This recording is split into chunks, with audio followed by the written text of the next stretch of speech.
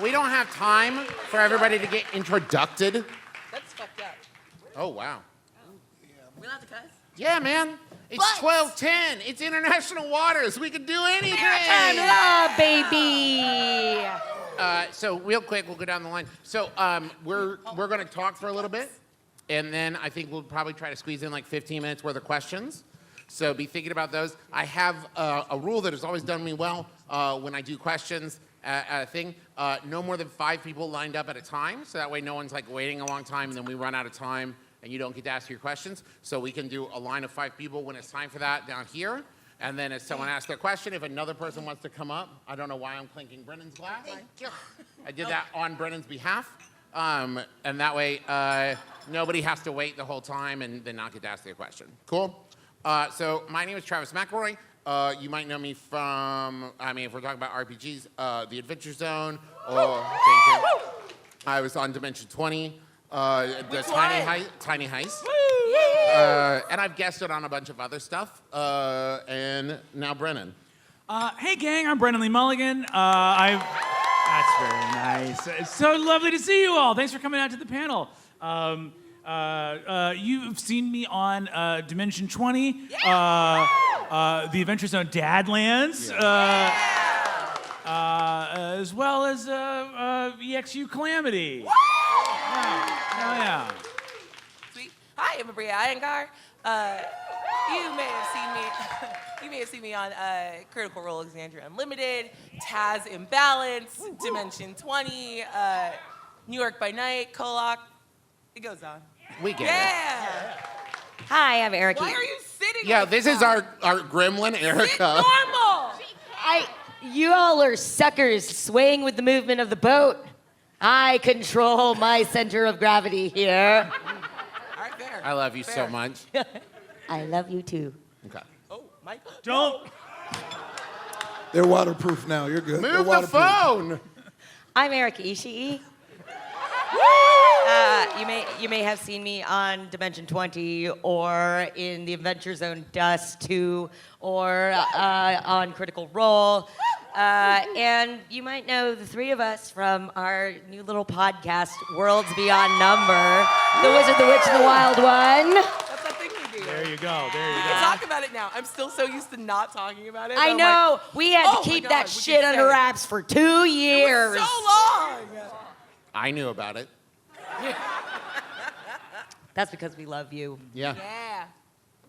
Oh, hey, how's it going? I'm Nwadiwe. Yeah, I've done the Gauntlet D20. You've seen me in Marcus, St. Vincent, Terry, and then Critical Rejects when we did that one thing. Yeah, back in Geek and Sundry. Critical Rejects. Yeah. We've been the Critical Role B team from day one. Yeah, oh yeah. Suicide Squad. Yeah, exactly. You send us in. There's another Critical Role thing that does not exist anymore. The real ones remember. Shout out. It was good. Shout out. Hog Wild, we will remember you. I haven't been on the Adventure Zone yet, but, I guess we'll see soon. One time I said, We'll see how this cruise goes. Play your cards right. I'm It's a casting on the cruise. fence. We'll see. Yeah, you got me now. Reel me in. Yeah. I make all the casting decisions. At the end. So my first question is, I think what's interesting here, is there anybody here in the audience who plays role-playing games? No, I'm just kidding. I say that, yeah, but who does like actual play, podcast or video series, or makes it, Yeah. Yes. So there's a difference between like playing it at home with your friends versus like making it as a consumable product for an audience. So I would love to know your guys' thoughts on like how do you find, what do you think of the differences? Where do you like make decisions where it's just like let's focus more on this because it works better as like a narrative story thing versus just like having fun with friends? Ooh, can we? I'll You go first. Yeah, I love did talking it. about this. just as a creative and a nerd, because it's, we all know and love tabletop games, and we've played them. And I feel like when you play at home, it's a home game. You can lean more into metagaming just to fuck with your DM. You can you're just trying to find the combination to kind of it feels like more of a game. Whereas actual plays, it's entertainment. So it's like, what is best for the story? What is going to create a cohesive lore that we're building together at this table? And also the way my philosophy going into actual plays is like, I want to create cool moments that people want to do at home. So if I get a blade that lets me teleport and the floor is falling out, I'm like, let me fall into the void and stab myself and teleport back up. So cool. I think about that move all the time. It's so dope. So does Marcus. It hurt. I played a lot of tabletop games before I was doing it publicly. And the primary difference is that there is no wrong way to have fun in a home game.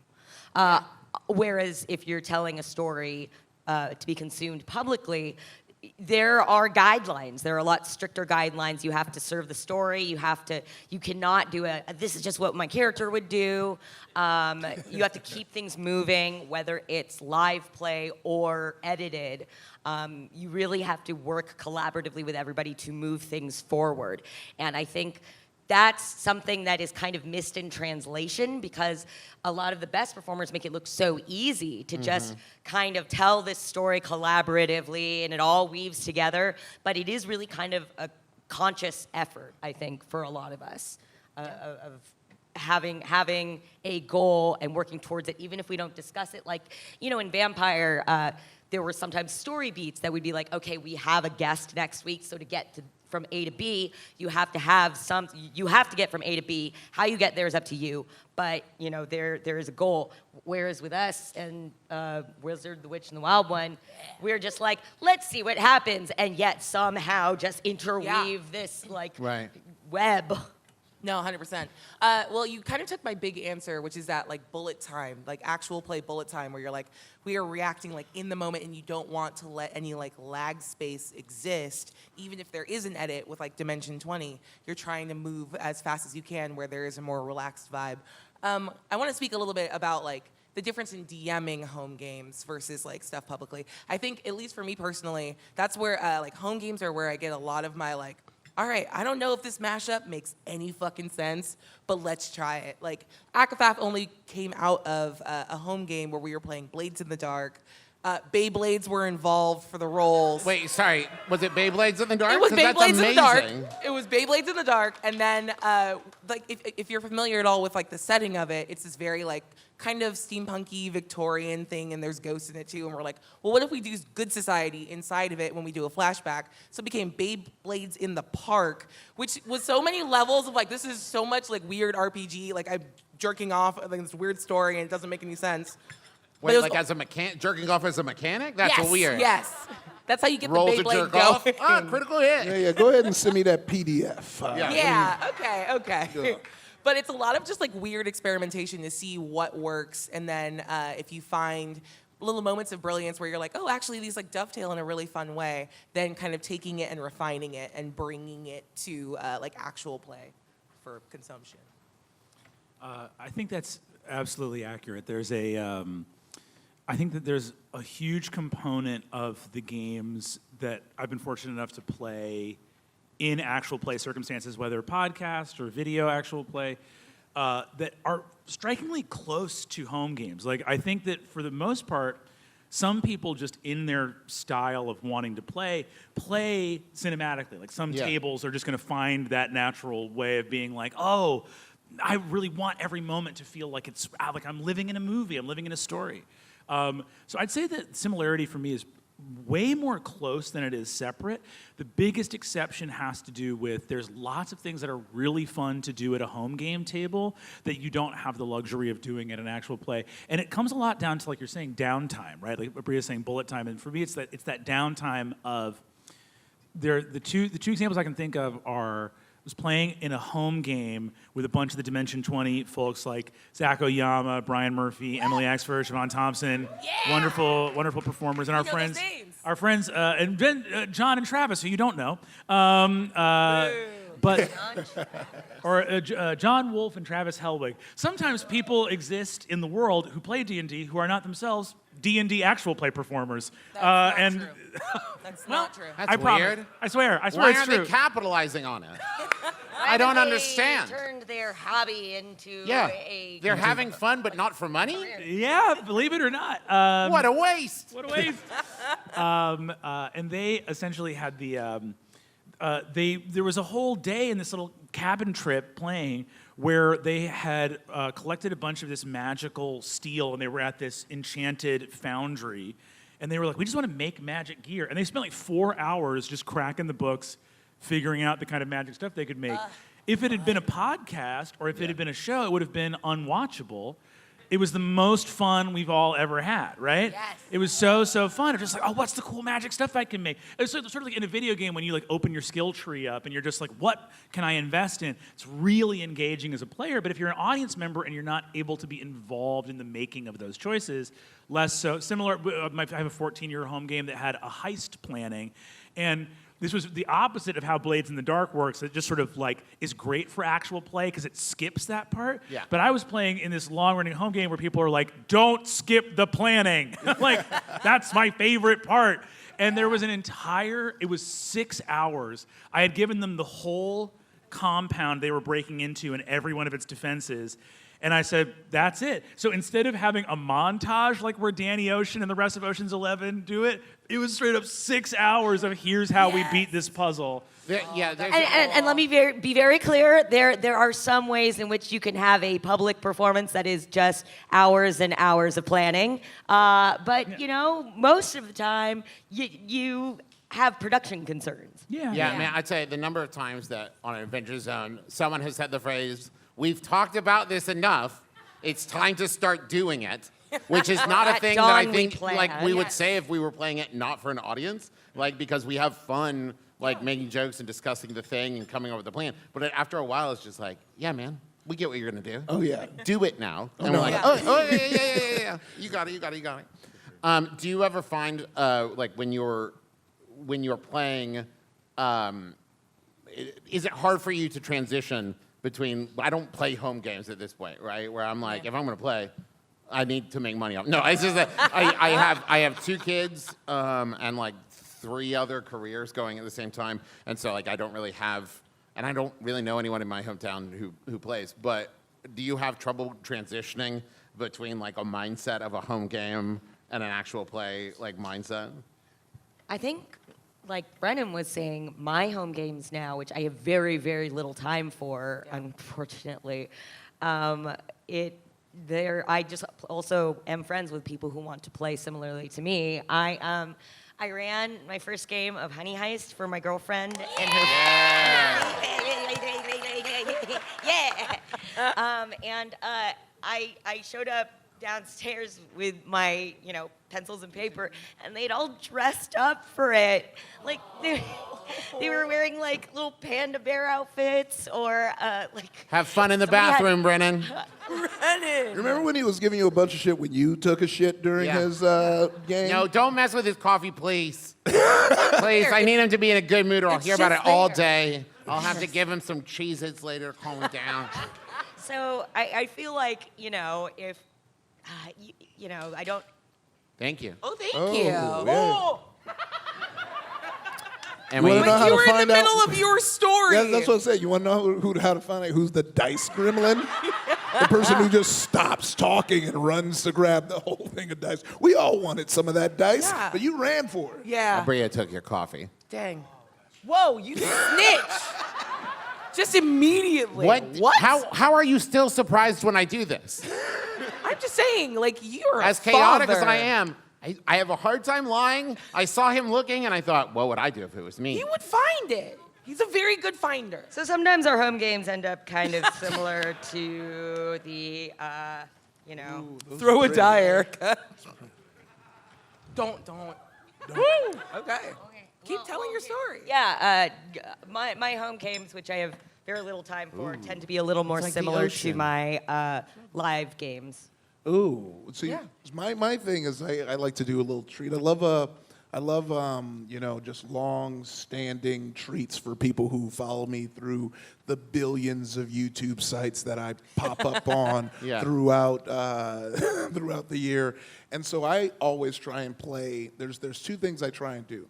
I try and play a different class each time. So if you see me, you Yeah. never see the same class. And then I just did a trio that started with Ulfgar Fireforge because his thing was he was all like bullshit talks, money walks. He's all about money.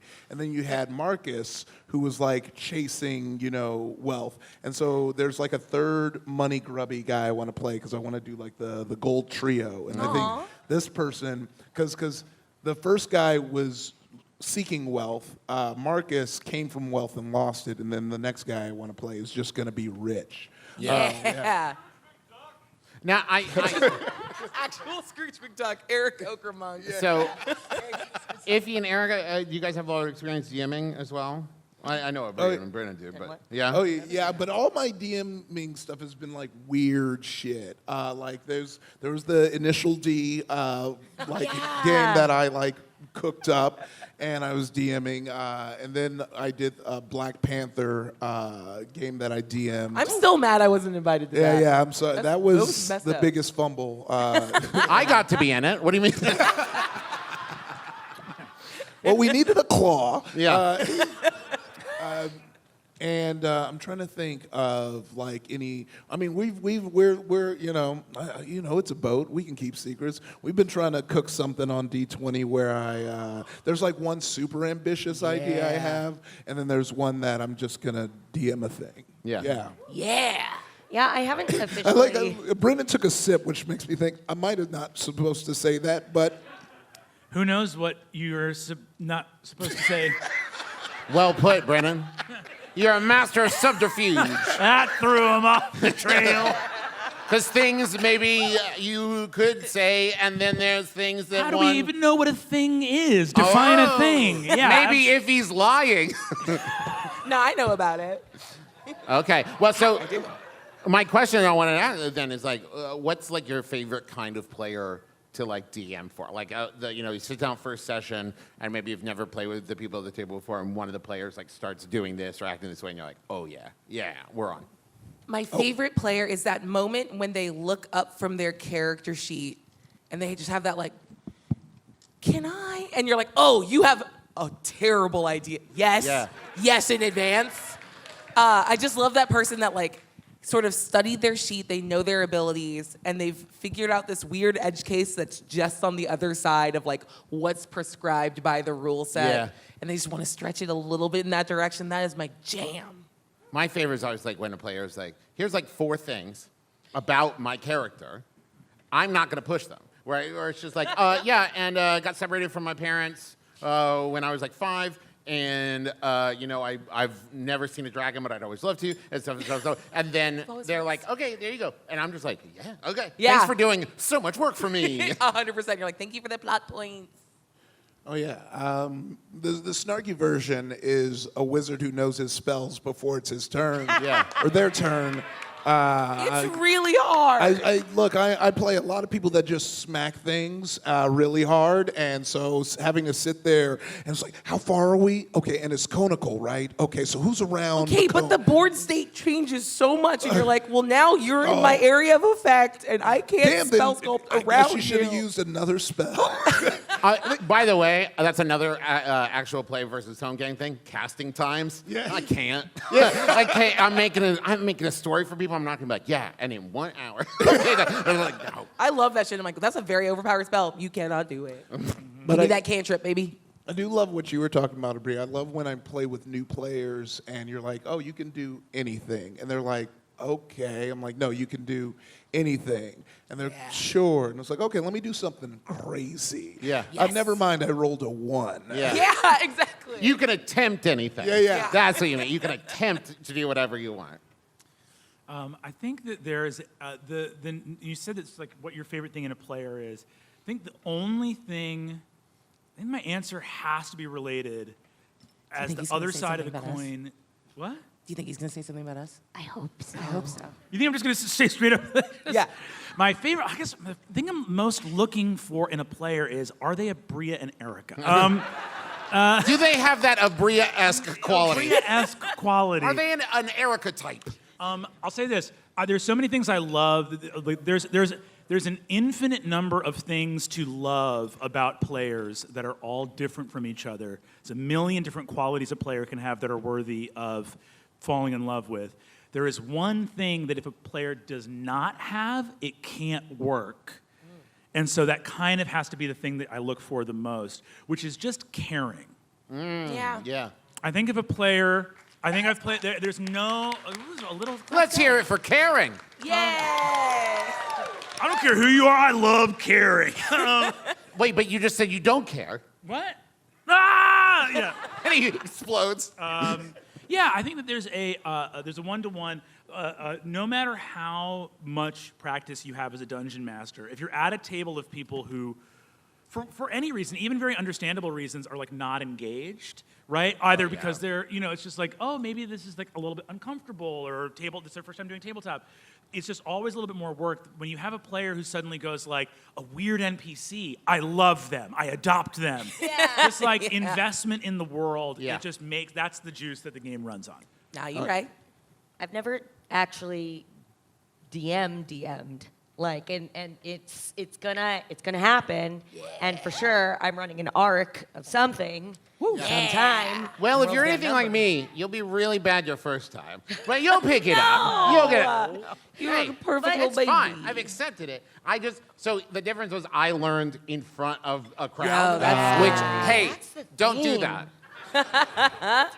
Don't do that, everybody. Because I will say then, when I went into D&D in a council, I DM'd pretty full, 24 hours of a campaign.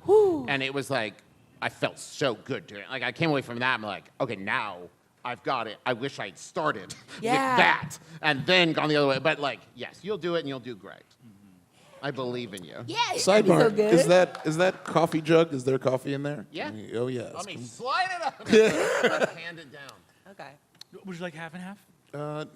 You got half and half, would you? Yeah, let's do that. Let's do that. Oh, that's fun. I'm gonna go You get. don't want to back rub it? Jeez. I'm gonna get water. I'll do that I'm if gonna you get want. water. Or Why are we something. getting up? Oh my God! Everyone has to learn to sit. anything while I'm up? While whatever happens at that end of the table happens, I think in probably about 5 minutes we'll start doing questions. But my other question is whether it's building a character or building a world, whichever one you want to talk about.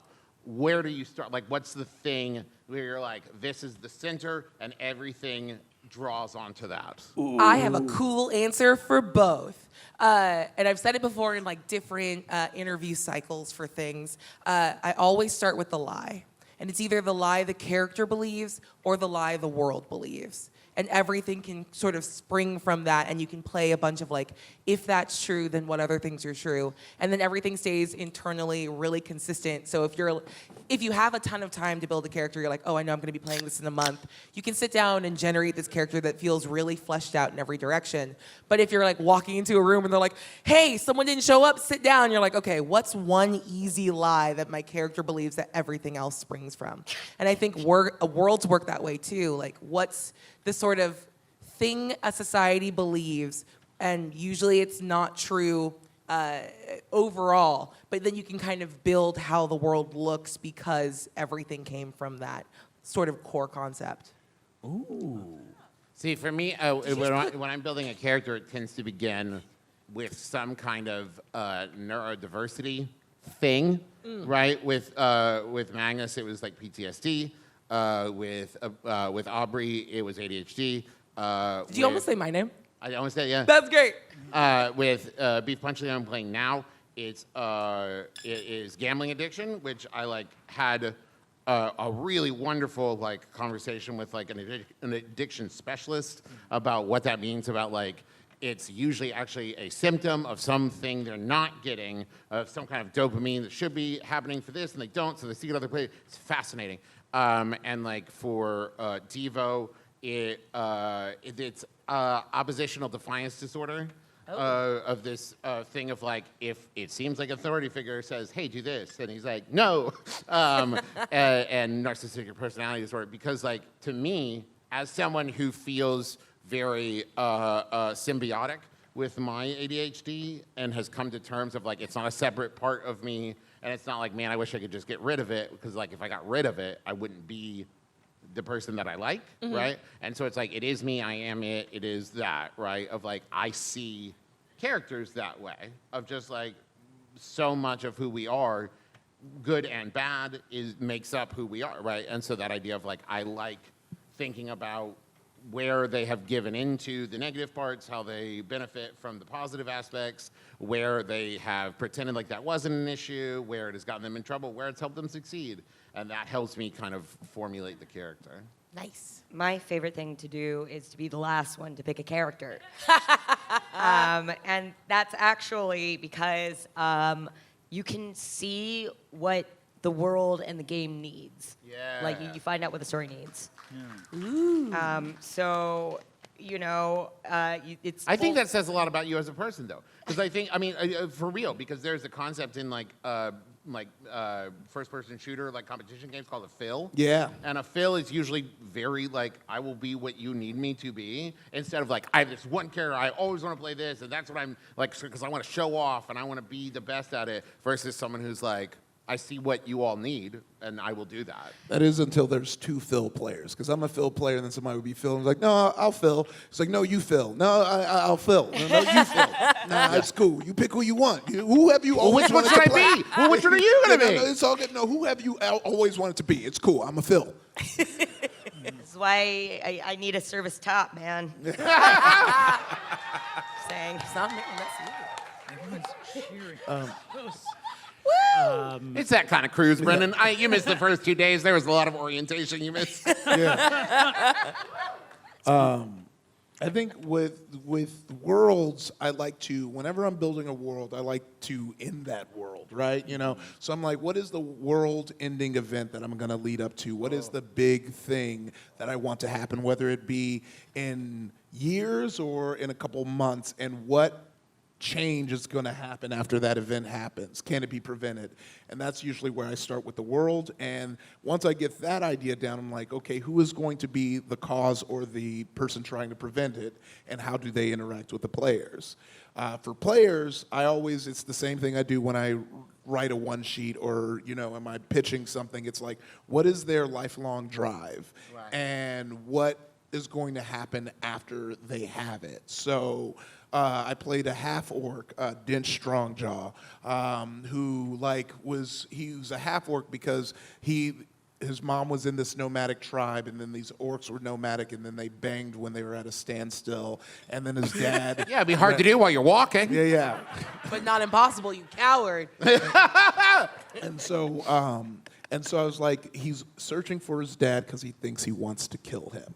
And because I like to do that, and I like to make it that much of a skeleton, because that's what I like to call DM candy. Because then I hand it off to the DM, Exactly. and like, do what you want with that information, Right. and then me as the player, I'll approach it with however I feel he needs to handle that. There is nothing like when a DM says something like, and you hear a familiar voice, and it like clicks for you, and both you and the DM are like, like in that moment, oh, I love that shit. Oh man, that's good juice. Where you're like, ooh, information that will hurt you later. Thank you. And then the other where you're like, you hear a familiar voice, and the player's looking like, okay. Oh my god. Because the voice is, it's like a voice from your past, okay?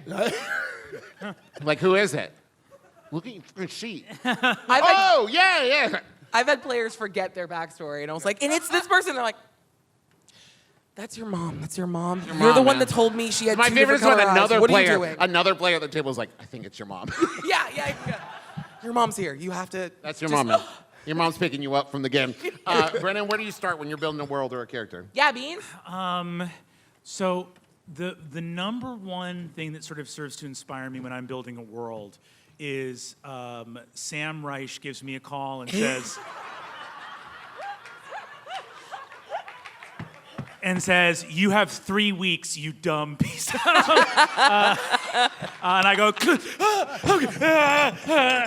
and just start typing.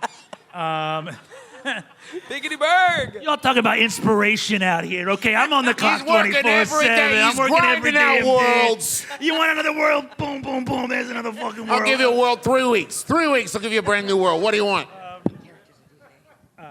What's that? They're talking about you.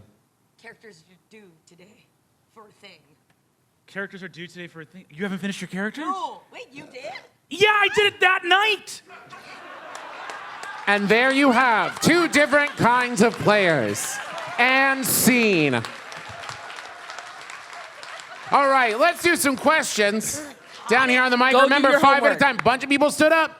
Be patient, we're gonna do 5 at a time because we're not gonna have a super long line. Oh no, they're rebelling, they're not listening. Don't all stand up at the same time, you're gonna give me heart palpitations. Okay, hello. You can give us your name. If you would like to give your pronouns, you can, but you do not have to. And your question, please. Alrighty. Hi, my name is Rowena, she, hers. I play D&D with a bunch of guys who have been playing for a lot longer than I, who have all DM'd one-shots, mini-campaigns, long-form campaigns. Do you have any advice for someone like me who hasn't really DM'd a bunch, how to DM confidently, knowing that your players know the rules and D&D so much better than you? Play a different system. Yeah. Full system, Jude. I mean, but seriously, I mean, there's no way that I'm going to like out D&D these people, so I have to figure maybe out me. what. No. Maybe Travis. I haven't read, there's apparently Come books. on, Travis. But figure out what you can bring to it that is unique. You know, if you decide to go with D&D, what do you bring to the table that would be fun for all of them that is different? Also, new systems are fun because it's like whether or not you come back to D&D, you'll bring some fun stuff from it. Like, you know, I worked on a little thing called Blackbirds, which is like a grim, dark, kind of Dark Souls-y thing. And then you're like, oh, yeah, we could be a little more dark. We can have people die for no reason, you know? I think it would be scarier to DM for the first time for people who had never played. Right, because now you have people who not only know the game but also know you and will support you. Right, they're not there to judge you and be like, "Hi, I knew you'd do a bad job." Like, they'll support you. Yeah. I look at D&D as one big improv game, and like no one's going to leave anyone hanging. So, you know, if you get something wrong, they'll be like, "Oh, it's this," and you just go, "Okay." Or you can be thanks. like, yeah. I don't think, you know, we're all friends at the table most of the time. Yeah.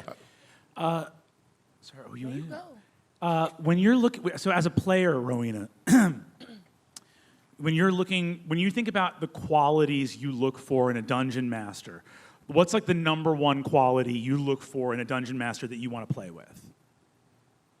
Yeah, you got a question now. Now you have yes. Surprise! It's a dialogue. Yeah. Your cue got cued. I really appreciate all of the guys that we play with bring their own worlds and have written stories for these worlds over the past couple of Worlds, yeah, stories. I bet if you made a top 3 or a top 5 list, maybe even a top 10 of qualities you look for in a dungeon master, their abilities as a rules adjudicator probably don't make the top of that list. Yeah. So, Yep. in other words, yes, play other systems, but also, no, I have never been playing a game and been like, this captivating storytelling and deep care and attention to my character and their needs is sure being drowned out by all these rules we're getting wrong. Doesn't happen. Yep. Doesn't happen. So the fact that you're playing with people that know the rules better than you, if they are, unless they're sort of mean-spirited, which I hope they're not. Play with them. But, you know, unless they're, like, their knowledge of the rules, they're not going to be sitting here being like, let's see if you get surprise rounds right. They're just going to be going, oh, amazing, someone's telling a story for us. They're going to be really grateful. Yeah. Yeah. And so it's not, I would not worry.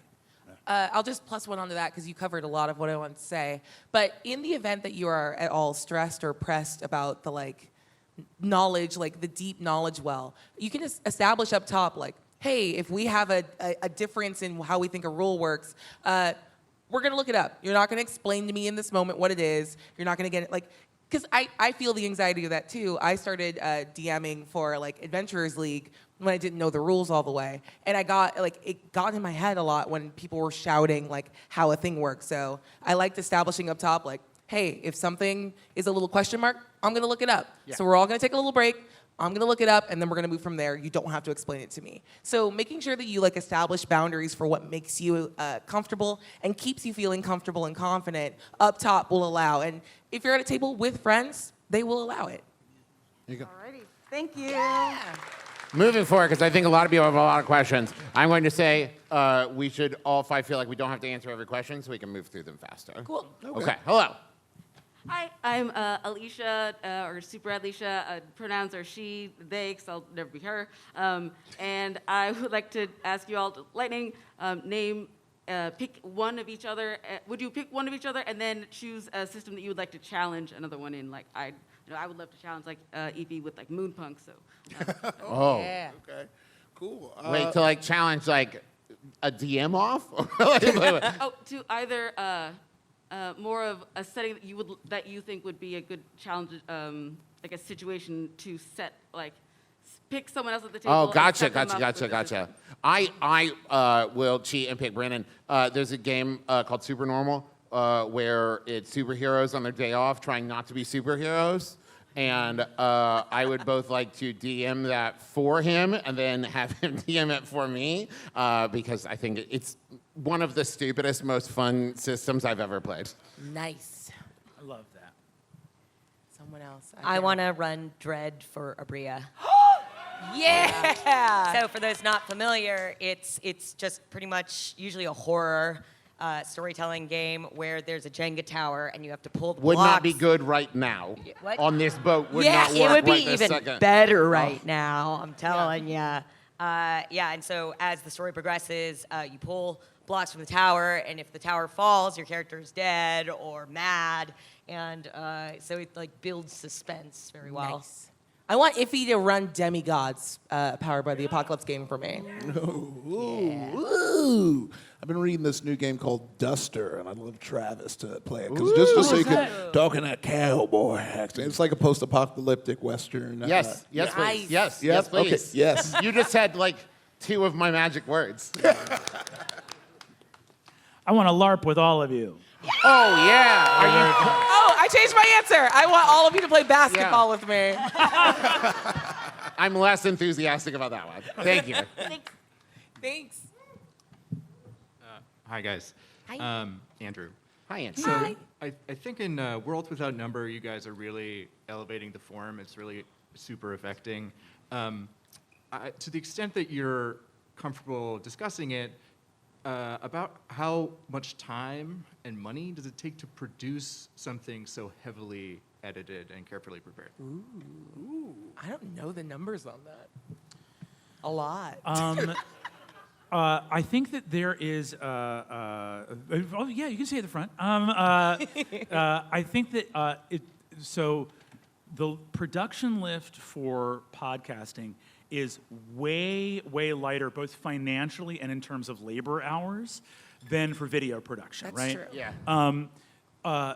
There is a bit of a sliding scale, right? And it depends because I would say that most of the costs invested in a show like Worlds Beyond Number don't end up necessarily repeating across different iterations of producing a similar show. So for example, our producer, Taylor Moore, lives in New York. So one of the costs associated when we did our first big batch recording was flying Taylor to Los Angeles to make a physical recording space. And that's not a cost that's going to be repeated if your entire creative team already lives in the same city, right? So I would say that the costs associated with making a podcast are very manageable. If you want to know the book that I read to get psyched up and get ready for making this podcast, it was written by the fella to my right. Yeah. I was an also have a copy of that. Yeah, it's an amazing book. The McElroys made an amazing book on podcasting that really breaks down the associated costs. And even like, yeah, you can get an amazing microphone, but the truth is the sound quality, using free sound design software and very affordable microphones, you know, the barrier to entry for podcasting financially is really achievable. Yeah. And so I would say of the endeavors that it is possible to do, it's honestly in some ways more financially challenging to like make a live improv show happen than it is to make a podcast happen, for sure. Yeah. But I will say that like Taylor Moore is a certifiable genius. Yeah. That I will say that just in general, I don't work on that, but money-wise is less important than the like talent cost Yeah. of like, oh, it's fine, but you need creative people If doing you a great find job. a producer that can do the kinds of things that Taylor can do, like you pay for them. You pay Yeah. what they ask. Yeah. Thank you. We Thanks, keep guys. his bathtub full of milk. Can you guys pass me the coffee back there? Oh yeah, gets the coffee. Iffy, give me my coffee. Hello. Oh, sorry. Hi. Hey. I'm Katie, she, they. My question is for those that do more DMing. I just finished DMing my first 2-year campaign, and I was wondering. Thank you.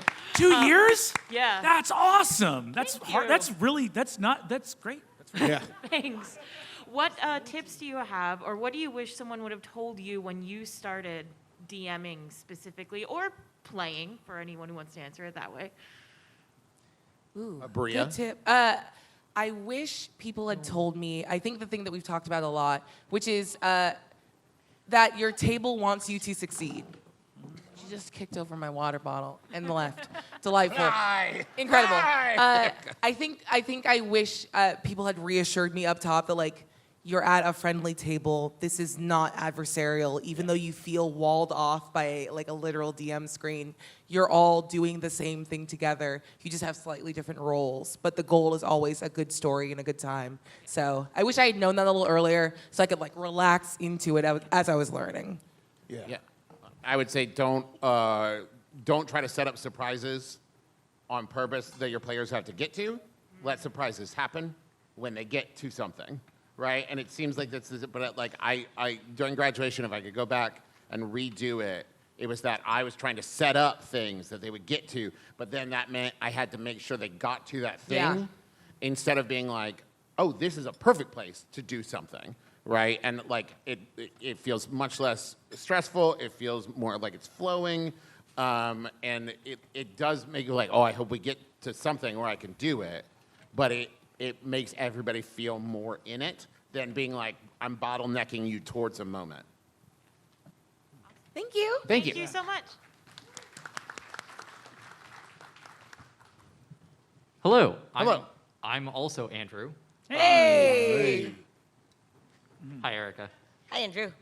I was actually coming to ask what each of your favorite character story moments was, where like it all just hit perfectly, and what that golden moment was, whether it was like storytelling it or seeing it as a player. I have my answer right away, so I'm just gonna jump in. There was a moment in EXU Calamity where I knew we were running up to just absolutely obliterate that tree. Like everything was there. And then Sam had that one moment that I was like, there's no way to not honor this by not hesitating. And then watching Brennan come in with like that last little key that was like, no, you understand the stakes here. And I was like, you're right, I know who I am, I cast Blight. Like that lives in my head all the time. It was such a beautiful moment of like the table telling the story and this relationship like kind of reaching its peak of like what you will do or not do for love, and then the DM being right in the mix going, and here's that last push, let's do this thing. It was so cool. I've said so many Adventure Zone ones that I'll say at Dimension 21. And I was doing Tiny Heist, and we were racing across the body of a large boy, and it was like there was this other Karma bot that my guy like hated, and we like squared off, and I like rolled a nat 20 and like pushed her off the bed at the beginning of the thing. And the thing is, I think Brennan handled it so deftly because I think it would be easy for a DM to be like, I had built it was going to be such a big thing, and then you knocked him off right away. But instead, it set the action bar so high that it was like, yeah, we're not going back from that. We're moving forward. And it led to like Griffin throwing banana peels and like I squished a man with my card transfer. And it's like shit like that. It set this thing off of just like that. We're at like, we're not in Fast and Furious 2. We're in Fast and Furious 9 right now. And that's where we're at. You know, I always talk about the escape from Blood Key moment, but if I had to pick a new one, I would say when we were doing the Borderlands RPG and Ashley Birch was DMing, it was funny to me because it was just such a player moment because they had us all on an email chain like, what, tell us about your player, and everyone was, pretty much doing like just the right amount you need to convey the information. And I just happened to be sitting somewhere where I had all the time, and I sent like a paragraph about this long about my character's backstory. And then Ashley was like, well, anytime you can fit in anything you wrote in your backstory, I'm gonna give you a bonus. So it just kept like, I would just sprinkle in just a little piece piece of his story throughout for these bonuses. And it was a lot of bonuses because I wrote a shit ton of backstory for no reason. Yeah. I'm going to say we have time for one more question, and then we're going to wrap up. Sorry, everyone else in the line. Hi, my name's Bowie. I'm Nice shirt. Thank you. Yes, he, him.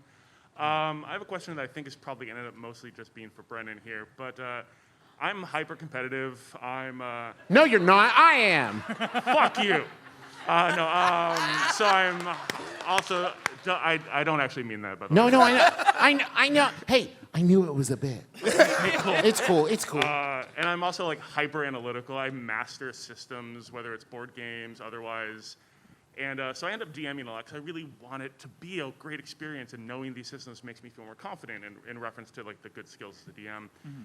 I do think that confidence is great, and that can come from rules, but it isn't necessary for sure. But nonetheless, that I focus on myself a lot, and it's really tough when I'm a player to pull away from that hyper competence. Mm-hmm. And I can end up feeling bullish as a player character because I end up making min-max characters because I can't not maximize my efficacy.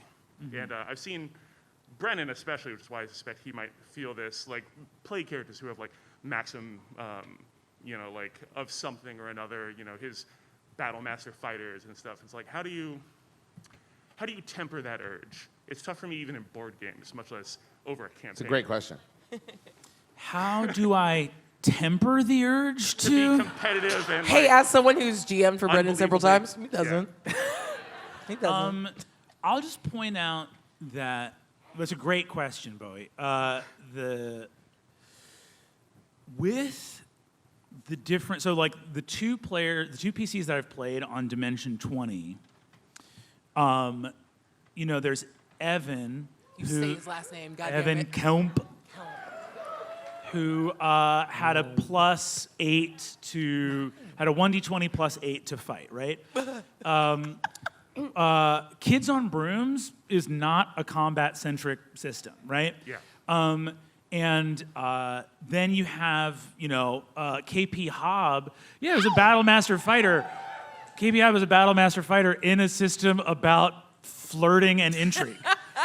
So I would challenge the premise that these characters were min-maxed, but I don't know that they were optimized, right? Yeah, I feel like, and honestly, as somebody who's played with you before, it never feels like you're trying to game the system or win.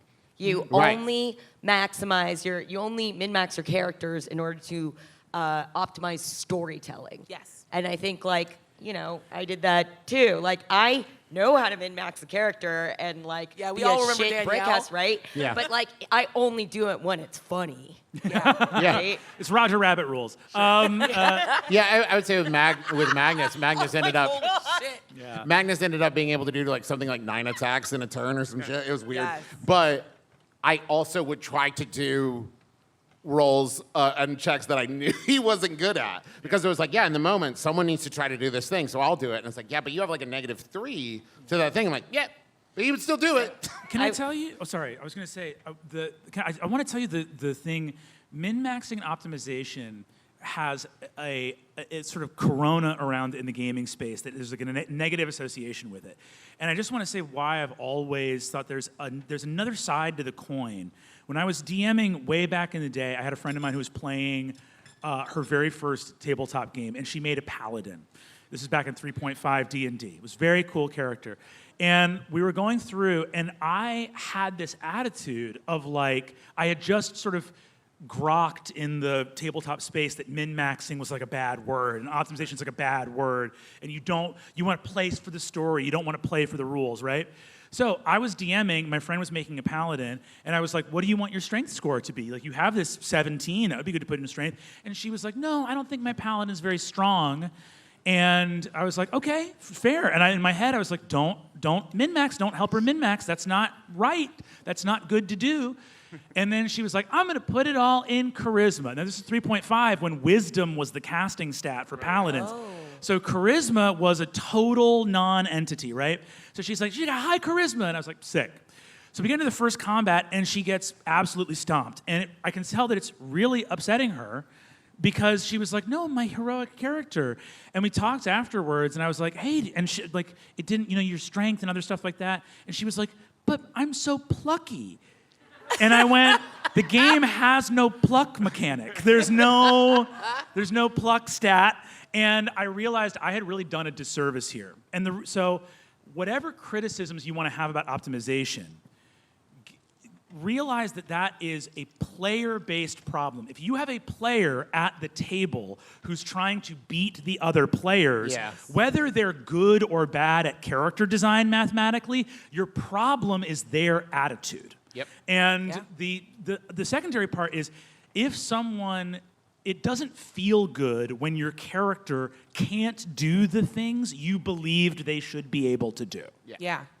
So that's my thought. And I have to say, like,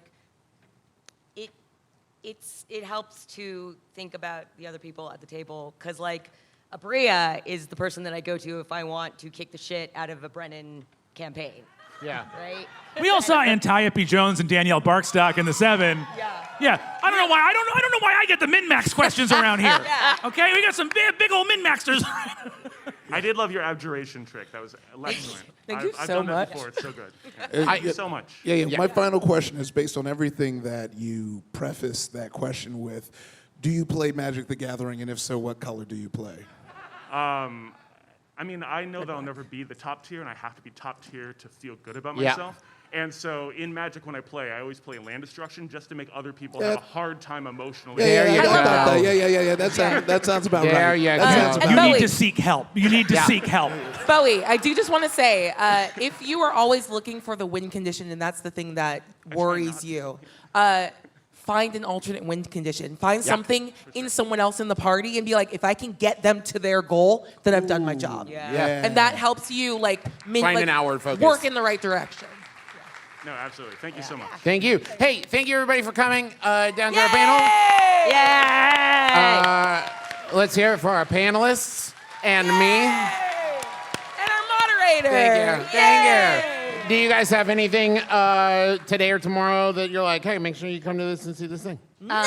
Really quickly, I have my birthday fundraising campaign for Trans Lifeline. I dropped the Tiltify link online. I will share that when I can.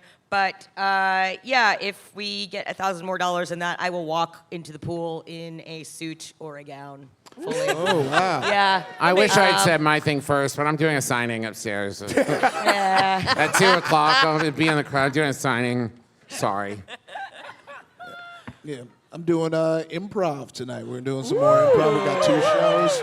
For the red and the gold team, I made a new team accidentally. And I was trying to crash that actually thing with Brennan just so we can be pieces of shit. Whoa. But I think it happened. I think the actually game happened. It already happened. Did actually already happen? It happened we days had the ago. champion right here. There you go. Oh, okay, all right. Okay, that's going to do it. Bye. Bye.